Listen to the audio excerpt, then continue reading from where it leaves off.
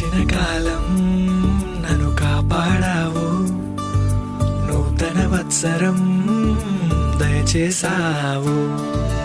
ఏమిచ్చి నీ రుణం